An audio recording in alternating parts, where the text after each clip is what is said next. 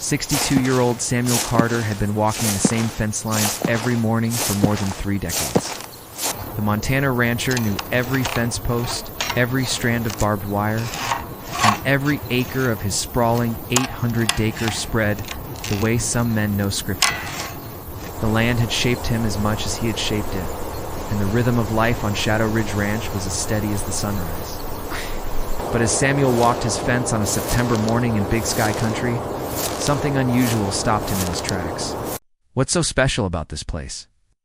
The ranch had been passed from father to son, each stewarding the land with sweat, grit, and respect. Samuel had inherited it from his father, just as his father had inherited it from his grandfather. It was a simple life, hard work, open skies, and a solitude that suited a man who had always preferred animals to crowds. But as Samuel approached the eastern fence line that morning, his boots crunching frost-tipped grass, something unusual stopped him in his tracks. Tied to his gate post with a simple lead rope stood the most striking chestnut mare he had ever seen. Her coat gleamed like polished copper in the pale light, and her long mane rippled like silk in the breeze. This was no wild Mustang, nor some neglected stray. She was sleek, strong, and clearly well cared for, a horse that belonged to someone who had loved her deeply. Yet what caught Samuel's eye even more than the horse was the white envelope tied delicately to her halter with a crimson ribbon. The mare stood calm and alert, as though she understood she carried an important message. Her dark eyes followed Samuel with an almost human intelligence. He set his coffee mug on the post and approached slowly. Years of working with horses had given him a sixth sense about their temperaments, and this mare radiated serenity. "Easy there, girl," Samuel murmured, extending a hand for her to sniff. Mare nickered softly and allowed him to stroke her neck. Her coat was smooth and warm beneath his weathered palm. This horse hadn't wandered here by chance. Someone had brought her deliberately and left her for him to find. Careful fingers, Samuel untied the envelope from her halter. His name was written on the front in elegant script for Samuel Carter, the horseman of Shadow Ridge Ranch. He chuckled. He had never called himself a horse whisperer, but his reputation for calming troubled horses had traveled across the county over the years. Inside the envelope lay 3 things: a folded letter, a sheaf of official-looking documents, and a faded photograph. Samuel unfolded the letter first. A stranger's request. "Dear Mr. Carter, my name is Margaret Lawson, though we have never met. For many years I have known of you from a distance. You may not know me, but my late husband, Robert Lawson, often spoke of you. He admired the kindness you showed to horses that others considered hopeless, said you had a gift away of gentling them with patience that seemed almost magical. Robert always told me that if anything happened to him, you would be the one man he would trust with our most precious possession. The horse you see before you is named Grace. She is not just any mare, Mr. Carter. She is the last living daughter of Ironclad King, a legendary stallion your grandfather once helped train in 1943. I have enclosed the bloodline papers to prove it. You will find them most interesting. My husband devoted 40 years to preserving this bloodline. Grace represents the culmination of his life's work. She is also carrying a foal, we believe, will be the purest descendant born in more than half a century. Robert passed away 3 months ago. We had no children, and I am 78, with no family to continue his work. My health, too, is failing. I've been searching for someone who could carry forward this legacy. I've watched your ranch from the road, saw the patience and love you show your horses, and I knew. Enclosed are the ownership papers, bloodline documentation, and an account to cover veterinary care. All I ask is that you love Grace as Robert and I did, and bring her foal safely into this world. Horses like her do not just carry bloodlines. They carry history. With gratitude, Margaret Lawson." Samuel examined the documents. The bloodline papers were exhaustive and genuine, tracing directly back to Ironclad King. The ownership transfer had already been notarized. Grace was legally his.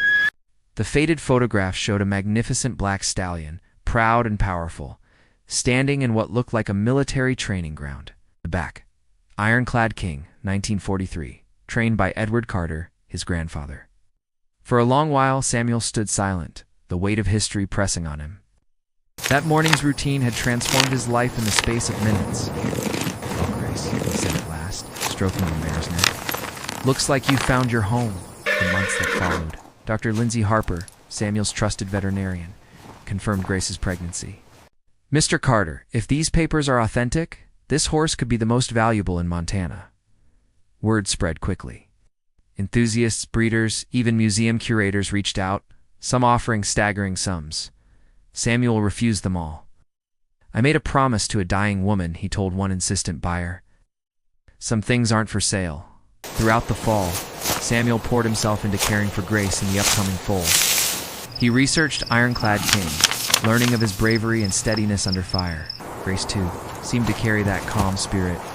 By December, an unexpected visitor arrived. Margaret Lawson herself. Frail but determined, she came to see Grace one last time. "Phew," she whispered, tears in her eyes as she stroked the mare. "Robert would be at peace knowing she's with you." Before leaving, she offered Samuel something more. Boxes of Robert's notebooks and photographs, chronicling Ironclad King's training. Samuel devoured them over winter, testing the methods on his own horses. The results astonished him. Restive horses became calm, fearful ones grew steady. His reputation as a gifted horseman deepened. On an April morning, just as the sun lifted over the Montana hills, Grace went into labor. Samuel was by her side, steady and quiet, with Dr. Harper arriving just in time. At 7:43 a.m. on April 12th, Grace delivered a strong black colt with striking white markings, the mirror image of Ironclad King in the old photograph. Dr. Harper shook her head in wonder. "Samuel, I've delivered hundreds of foals, but I've never seen one like this. It's as if Ironclad King has been born again." Samuel named the colt Ironclad Legacy, recognition and responsibility. The story traveled fast. Within weeks, the National Museum of American History called, requesting to feature Ironclad Legacy in an exhibit about horses in American military history. Soon after, the U.S. Army Ceremonial Horse Unit reached out. "We don't wish to buy," an officer explained. "We want to partner with you to ensure this bloodline continues for future generations." Samuel agreed, knowing it was what his grandfather, Robert Lawson, and even Margaret would have wanted. By summer, Samuel often found himself leaning on the fence, watching Grace and Legacy grazing together. The simple act of walking his fence lines had made him guardian of a living legacy.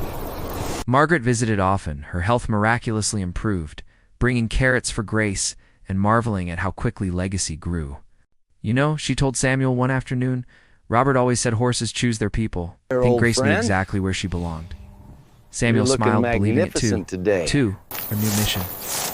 The ranch had changed. Samuel was no longer just raising cattle and horses. He was preserving history.